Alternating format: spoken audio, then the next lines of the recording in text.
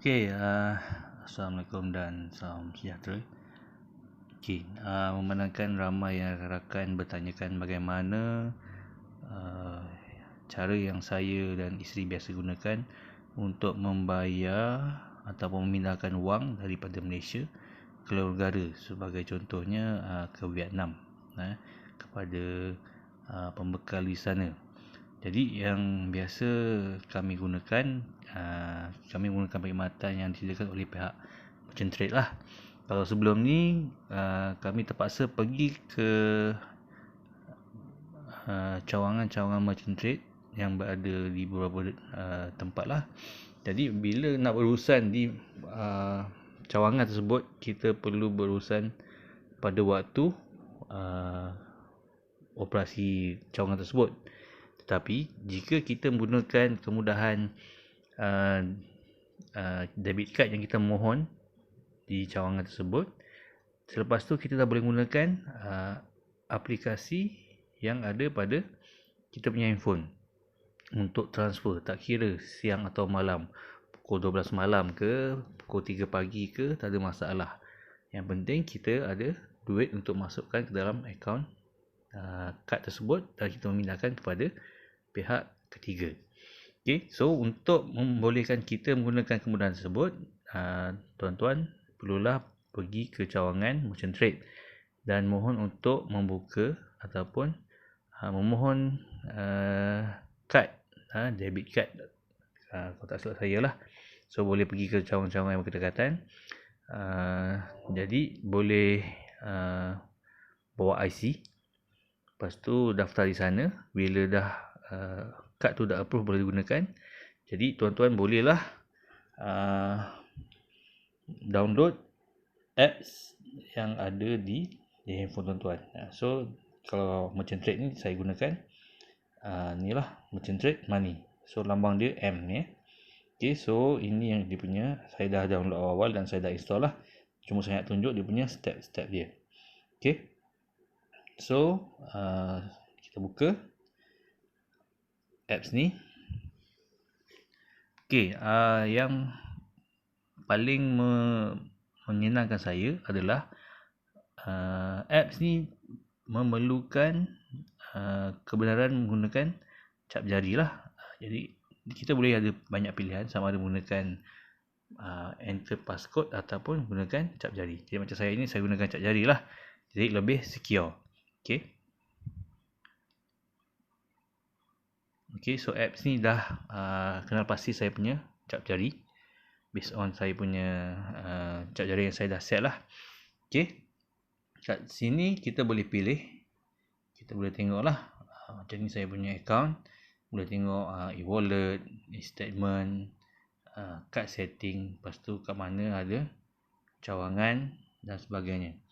Okay, jadi kat sini juga kita boleh semak kita punya baki duit yang ada dalam kita punya prepaid visa ni lah.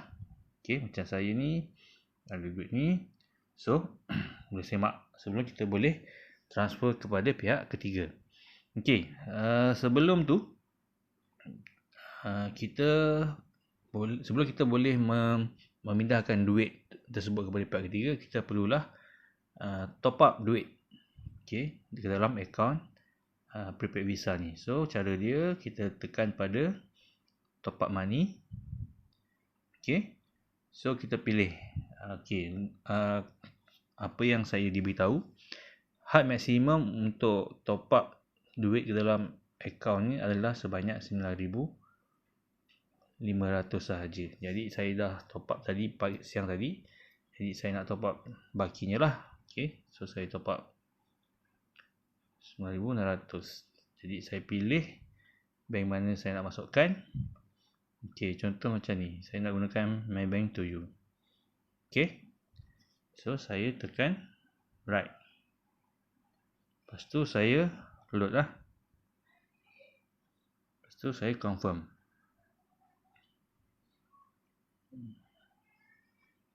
Okay, so dia akan direct pergi kepada FPX. Okay, setakat ni saya kena stop dululah saya punya rakaman video ni sebabkan TNC. Okay, sekejap Okey, kita sambung tadi. Jadi saya dah transferkan duit saya menggunakan perkhidmatan FPX daripada akaun bank saya lah. Macam saya menggunakan Maybank 7 ataupun CMB Clicks. Jadi kita tengok kat sini. Okey, dah ada pertambahan duit dalam kita punya akaun ni lah.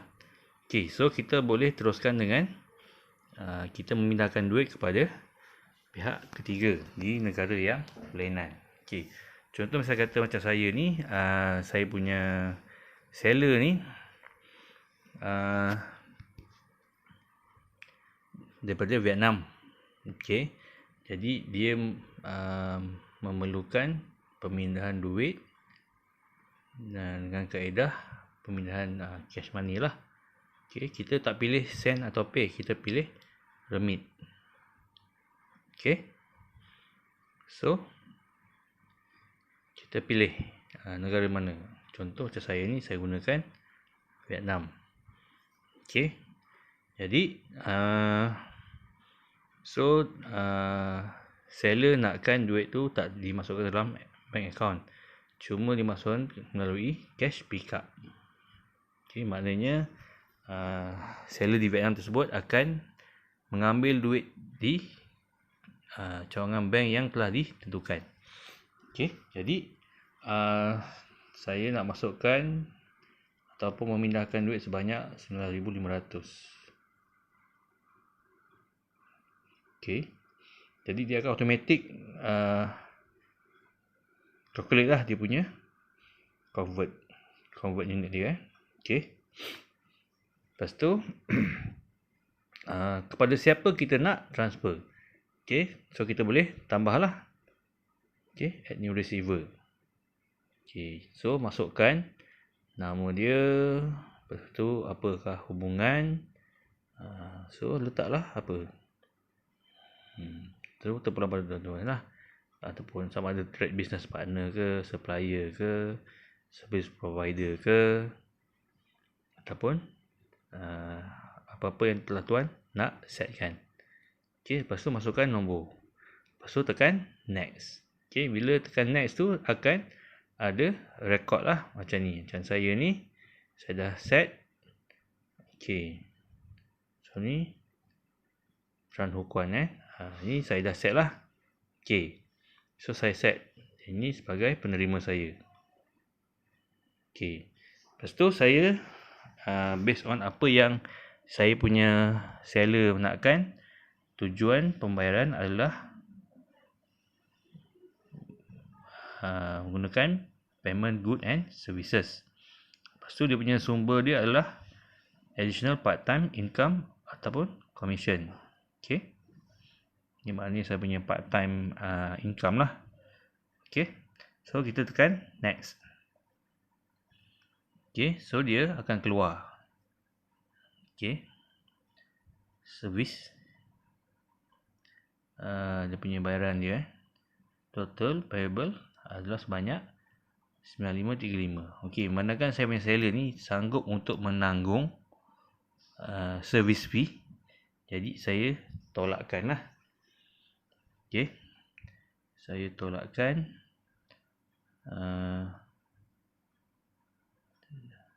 9,500 kepada, okey, saya tukar 9,500 kepada 9,465. Okey,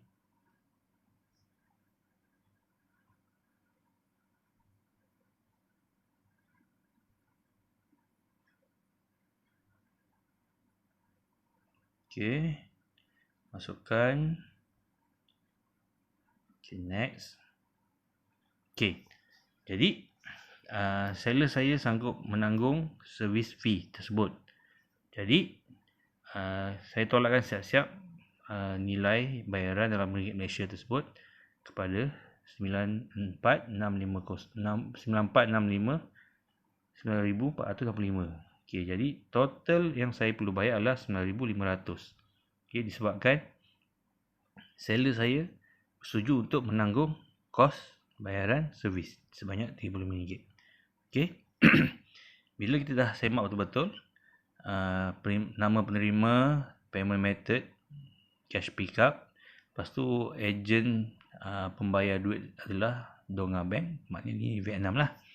Okey. So total payable adalah RM9,500. Memandangkan saya dah buat perjanjian dengan seller di Vietnam tersebut, saya akan membayar sebanyak RM9,500 Malaysia. Okey, dengan syarat seller di Vietnam tersebut sanggup menerima ataupun sanggup menanggung kos servis fee sebanyak RM35. Okey. Bila dah check betul-betul bayaran berapa, so kita tekan I agree. Lepas tu kita tekan make payment.